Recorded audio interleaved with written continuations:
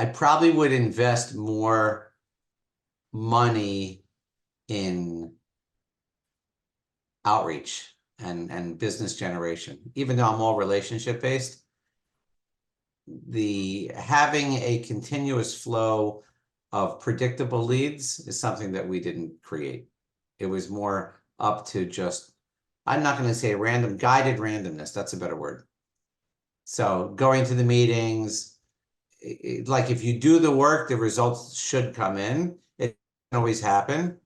Fortunately for us, it's been happening. It took longer than I anticipated in the early years. Now it's definitely more leads come with me doing nothing simply because our name brand is just much more relevant.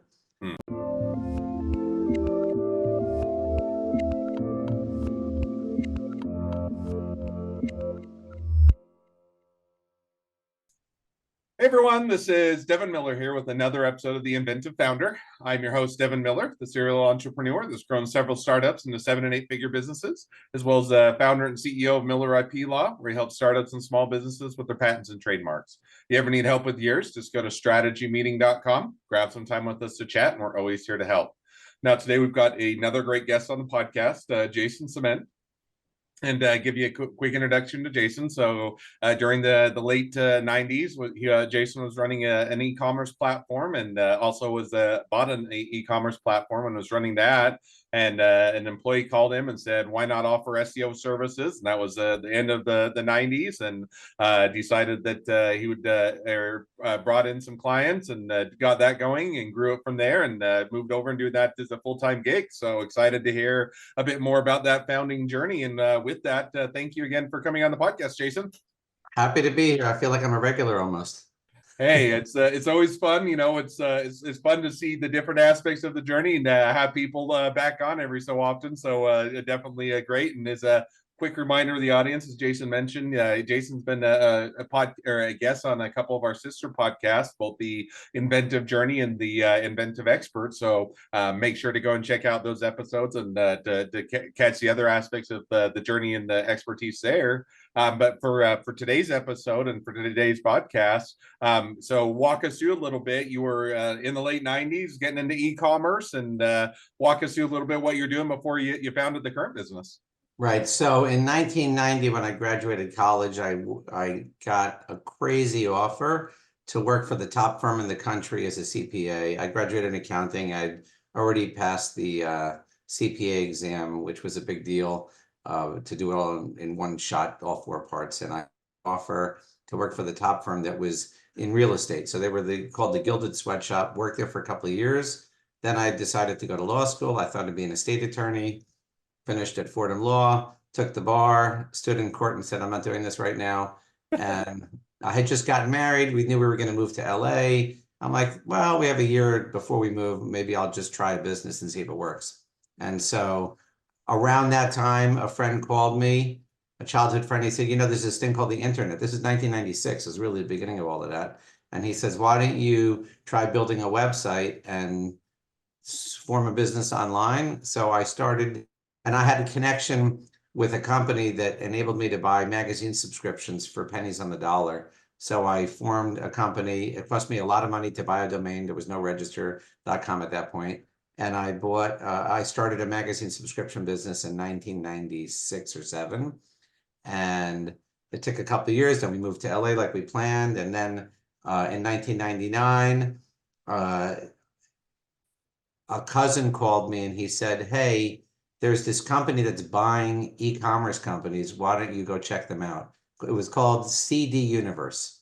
And it became E-Universe subsequently. But the guy who was behind it, his father was a big Wall Street guy, and he was using shares to buy all these e-commerce, to buy eyeballs, basically.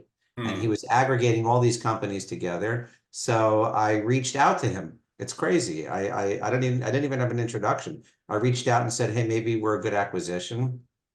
And at the same time that we ended up meeting, I think I met him in New York. Another company was creating an incubator of where they would invest in businesses, but they would house in their office in Manhattan a PR firm, a website firm. They would house all the services that the companies needed, and they would give you all those services. And what they were trying to do is they take 80% ownership of your business and these services and try to convince you. The thing went belly up, but I ended up going with them because they gave me a big fat check that I used to put a deposit down on a house. And I didn't take the e-universe deal. They were offered me a lot of shares, but a friend of mine came to me, said, cash is king, take the cash. And probably would have been better to take the e-universe because they ended up buying out MySpace. Or Well, you MySpace always bought look them. back and Sorry, you look. MySpace bought them out. MySpace bought them out. Anyway, it's okay. Don't look back. We got to look forwards. And That's right. so, There's always opportunities to look back and say what could have been, and yet you look forward and say what could be. And so you had that opportunity. You kind of did through that. Now walk us through, because at some point you kind of evolved into what you're doing the business now, but that wasn't where you started. So kind of how did that come about? right. So when I was in the magazine business, there was no Google, there was Yahoo and Excite and Alta Vista. So I had to learn on my own how to get traffic to the site because I didn't have any funders behind me at the beginning. So I was self-taught on HTML, on search engine optimization before it was even a term. And so in 2003, the guy that was running my website, I still had a website, an e-commerce system that wasn't mine. He sold me his e-commerce platform and all his clients. And he went to go work for the Army. He was a Ranger in his previous life. So he went to go work for the Army. And I now owned a e-commerce platform. It was called Webcart back then in 2003. And a little bit after that, around 2005, one of my first employees in the magazine business who had left and was running the pay-per-click department for a watch business, he called me and they said, hey, why don't we offer search engine rankings as a consulting business? You have a big Rolodex, you go hustle and I'll do the work. That's how we started. So for a year, between my e-commerce clients and just my normal Rolodex, we put out a shingle. We called the company LA Design when we first started. And for a year, we would only talk at night because he still had the job and I was running my business. So by the end of a year, we had, I think, 6 clients. And then he quit his job. And because whatever money was coming in, I was basically giving to him so that he could build up enough of an inventory of clients so he could quit. And then he quit and we went full time. He hired a cousin and now we're up to 18 people, 18 years later. Now, just or quick curiosity, we're at that time, because it was evolving and you got into more doing SEO and other services. As he was going full time, had you already moved over to kind of doing that full time, or were you still splitting your time? No, I was still splitting my time for years. I still ran my e-commerce thing. And the deal was in the beginning was I'll just hustle to work my Rolodex and bring in clients and he'll do the work. So for the first few years, I mean, I was out there. People knew I had sort of a dual identity, like my Batman in the background. But I wasn't, it took time because after a couple of years, then we realized, hey, we should be building WordPress websites for clients because they need help with that. So we hired a designer. Then we said, well, now we got to do advertising and then social media. So each time we would get another client, it would open up a door to potentially another service that we could add on. And we would slowly bring in expertise or we learn it on our own. And so now it's like we still have the core services of design and SEO and advertising and social media. But now instead of just me and Michael and one other person, it's got teams for each department that are doing the work. And lots of people around the world writing content. Even in the days of AI, we're having people handwrite content. At least they tell us it's handwritten. We don't know. Hey, as long as it's get done, it's good content and it serves the purpose. All is good, right? So actually, in all fairness, we're still doing handwritten content for most clients, but we invested a lot of money in the last 3 months because we were early on adopters of AI back even in December when I learned. And we now have systems to build content with AI that compete with really big players. And so it's still iffy whether whether it really fools Google or not sure. That's the hard part. We don't know. Google says they don't care. As long as the content delivers a value, they don't care if it came from a monkey. It just doesn't matter. Yeah, and just as a complete side note, then we'll get back to the journey. I'm right there with them. As long as it's good content and it serves a purpose and it answers a question, or otherwise provides a value, however it's generated, it seems to be, you know, a bit inconsequential now. Now, with that said, I do want to circle back to kind of one question. So you started out really in the e-commerce space, doing some e-commerce stores or platforms, and that evolved over to providing a lot of those services. With those, do you still have any e-commerce stores that are out there that you still are you still working on, or kind of walk us through if you shut down that area of the business, or it's still going on? Oh, no. The e-commerce is, I'll give you a representative website. Gold Star Tool is a good characteristic example of a site that we work on that is, they sell something so pedestrian, sewing machines and parts. I mean, it's as simple as you get, but it's a very big business because he's selling to people that like to do sewing, make stuff on their own, make clothing and things like that, like on an individual, just hobbyists, all the way up to big companies that need to buy equipment and they need to buy linen and fabric and buttons and all that stuff to make their couches, to make their clothes, whatever it is. So it's a serious business because it's B2B and B2C. That's why I bring that one up, simply because it's not just like, for example, work with a company that sells cookies. Okay, that's, again, it's consumer and corporate too. So maybe that's, I could have mentioned that too, but yeah, we do both. We do both. E-commerce was the foundation, but I joined an organization in 2008 or 9 called Provisors, which is it's an association. I think they're up to 8,000 or 9,000 members around the country, growing like crazy, but half the members are lawyers. So you walk into a room and you're surrounded by lawyers. They don't need e-commerce. They need WordPress or Webflow or something like that. So it was perfectly natural to sit with someone in a meeting and they're gonna be like, well, I have a problem. I can't reach my web developer. They never answer the phone, or whatever the case is, or my site is old and I need something new. It was too easy to not build WordPress. So now we've probably built 200 websites over the years, and more than that. We host like over 100 websites. So awesome. It sounds like great progress. Now, just yeah. kind of curious, or maybe circling back, and I know you already touched on it, but so you started what is now today, but you started back end of 90s, early 2000s. Kind of does that evolve? Now, walk us through, because that's 20. I'll round it to 25 years. I know it's not exact, but we'll round to 25 years and say been in there a good amount of time. How have things evolved? In other words, from the initial, hey, we're going to do this nights and we're going to just talk, to Right. where you're at today. Walk us through a little bit of that evolution. Okay, so we started 2005. That's the first thing, that in terms of the agency. Okay. We All right. So my 25 years, we'll round it down to 20. Yeah, that's fine. And it originally was called LA Design with a Z. It was a confusing name, but it sort of stuck out. And in 2016, I wrote this this book. I know I'm going out of order, but I'll just say I wrote a book. Here's my shameless plug. And we changed the name around the time that we wrote the book to Get Visible. Sorry, Flamingo. And the way we grew was sort of reaching new plateaus. So when I joined that Provisors thing in 2008 or 9, that was a big step, because all of a sudden now I started getting into a room 30 or 40 people who, in the way Provisors works, is you're not selling anyone in the room, you're selling through them. So it's a referral network. Now, inevitably, people still become clients in the room.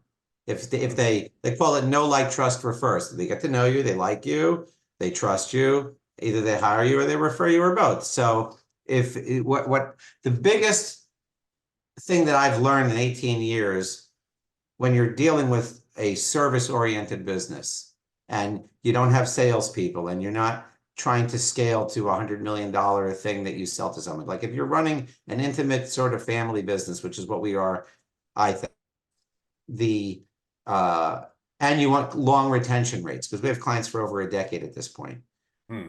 What I have learned is, if you develop really strong referral relationships, sort of like joint venture partnerships with people, if you develop one a month and each of them brings you one client a year, that's 12 new clients. In a business like we're doing, that's a lot of business to get from 12 people. So if you can find good strategic partners, the right word, if you can find and invest in 12 strategic partners, which means you have to invest in them, do something for them, build them a website, do something that gives them value, based on the fact that they have a Rolodex that's going to give you 1 or 3 clients every year. And that was a big success point for us because we worked with a PR agency called Burbay out here in California and LA.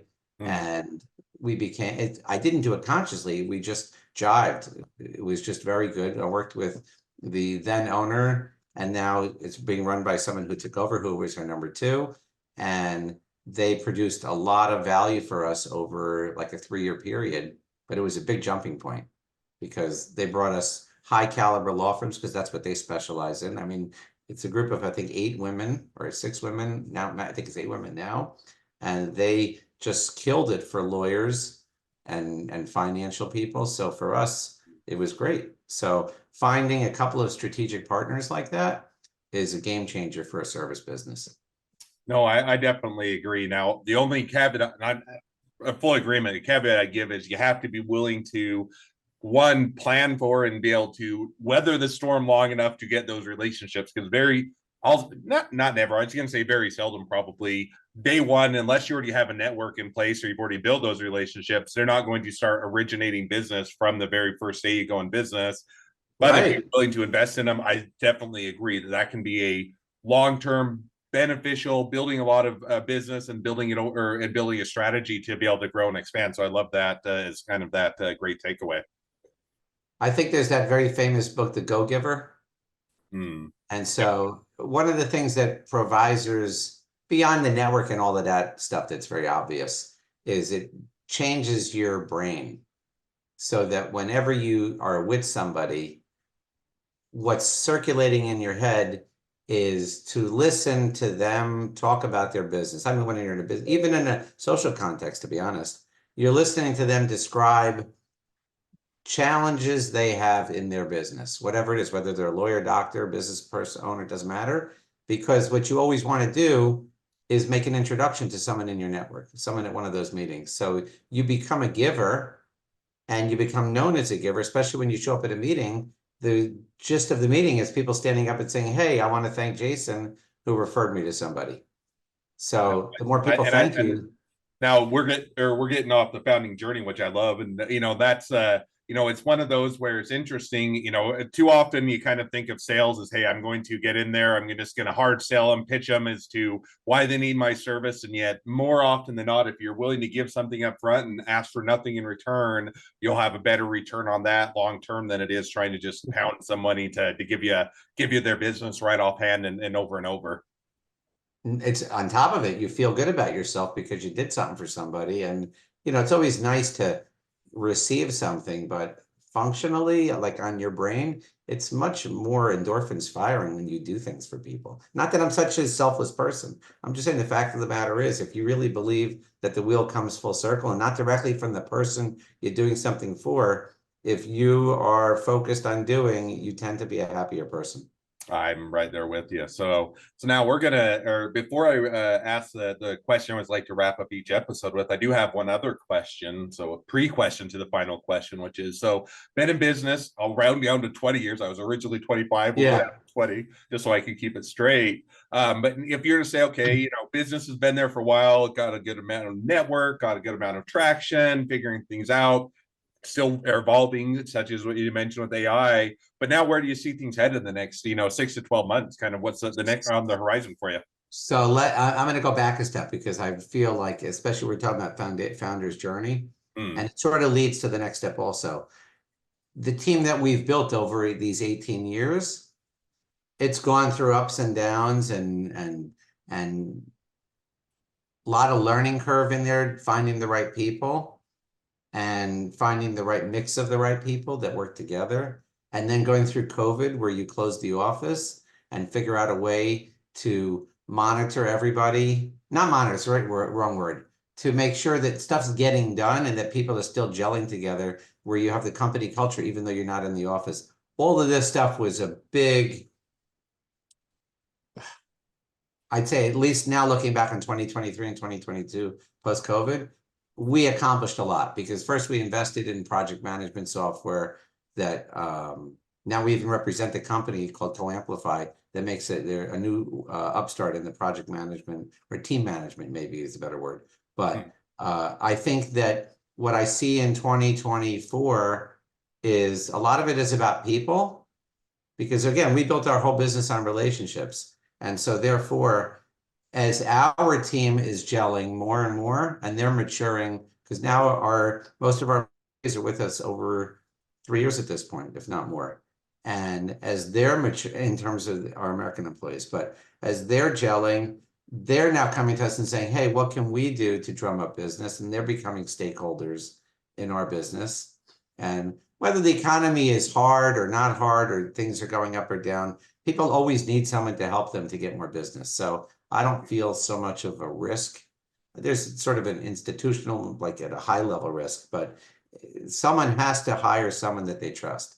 So if we do a good job creating content, creating connections, inspiring people that we're trustworthy and reliable and can produce, I'm not worried about our business. Maybe economically other people will suffer in different businesses, but I'm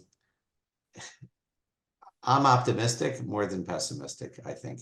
I'm just struggling on a macro level with the fact that there's, economic indicators that are scary, like debt levels and things like that. But I'm not big enough to handle all that. So I say, let me just focus on the circles of influence that I can impact. Let me do good work. Here, I'll even show you something funny. I have all these bracelets that have some Hebrew words on there that I created just to give out to inspire people and empower people and stuff like that. I have fun doing that, so I don't have to worry about the economic things that are happening. I just got to focus on family, friends, and the business people that I know, intimately, and hope that it's all going to work out, I suppose. I think that that's a great, and I love, there's a lot of wisdom in that. And I think that the one is, there's a lot of things that we could worry on or worry about in life, and worry about the ones that are within your realm of influence, or the ones that you can control, and the other ones you might batten down and prepare for, but to worry about them doesn't give you any traction, and just or oftentimes hampers you. So great part to now, or circle back to, or a great thought to circle to the last question, which I always like to wrap up each episode with, which is, so now if you're to go back to the early days of the business when you just got started, what'd be the one question you'd, or not one question, one or decision you'd make differently? Okay, it's a good question. So I think that I probably would invest more money in outreach and business generation, even though I'm all relationship based. The having a continuous flow of predictable leads is something that we didn't create. It was more up to just, I'm not going to say guided randomness. That's a better word. So going to the meetings, like if you do the work, the results should come in. It doesn't always happen. Fortunately for us, it's been happening. It took longer than I anticipated in the early years. Now it's definitely more leads come with me doing nothing, simply because our name brand is just much more relevant. I have more time on my hand now because I canceled cable, so there's no more CNN and no more Fox. So that's a big 2023 change. I mean, it's not that I was addicted to it, but it was a part of the fabric of my day. Now it's gone and I don't miss it. And I feel much better without it. So that's a separate movement. But I think that if I'm talking to my 20 years earlier self, I would say invest more money, and that's enough to be a salesperson, but invest more money in systems to generate leads. I like that. And you're preaching the choir. I'm a big systems person. I love to be able to have the sit now. Doesn't always mean that it has to be automated. And I think a lot of times people think automated, and I think it's get the systems in place that work for the business to get things that are accomplished and done. They don't fall through the cracks. They don't get overlooked. And whether that's people, whether that's, computer software, whether it's, X, Y, or Z, I love that as a takeaway. And I like the, kind of when you go back to the other days of business, you always figure out, looking back, how this is how I could have grown it quicker, could have grown it faster, could have made a bigger impact. And so those are always the interesting decisions that we look back on. So I think it's a great answer and a great takeaway. Well, now as we wrap towards the end of the episode, if people want to reach out to you, they want to be a customer, they want to be a client, they want to be an employee, they want to be an investor, they want to be your next best friend, any or all of the above, what's the best way to reach out to you, contact you, find out more? They can go to LinkedIn, hit me on Jason Ciment, or go to getvisible.com. I'm very reachable. I mean, if you'd look me up online, I'm like that LifeLock commercial. I'm not worried about the bad things happening. All right. Well, with that promise of not be like a LifeLock or be like LifeLock, depending on how they view it. Definitely encourage people to reach out, make a new connection, support a great business. If nothing else, make a new best friend. So Sure. with that, thank you again, Jason, for coming on the podcast. It's been a pleasure. Now, for all of you that are listeners, if you can help us to share these founding journeys with even more startups and small businesses to help them along their journey to success, just go to or leave us a review, click share, click subscribe. Really does help us to share these journeys and reach even more startups and small businesses to help them. And along that note, if along your journey you ever need help with patents or trademarks or anything else with your startup, your small business, just go to strategymeeting.com. Grab some time with us, just chat. Thank you again, Jason, for coming on the podcast, and wish the next leg of your journey even better than the last. Awesome. Thank you for having me.